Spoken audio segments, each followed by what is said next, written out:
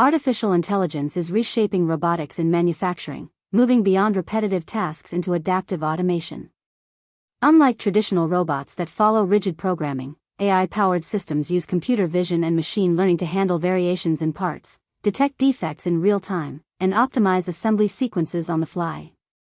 For example, in automotive plants, collaborative robots now work alongside humans, adjusting their speed and grip based on sensor feedback. This reduces downtime and improves quality without requiring constant reprogramming. The core shift is from automation that executes the same action repeatedly to automation that learns and adapts. As AI models become more efficient, even small and medium factories can deploy these systems for tasks like sorting, packaging, or predictive maintenance. The takeaway is clear: AI in manufacturing isn't about replacing workers, it's about making production lines smarter, safer, and more flexible.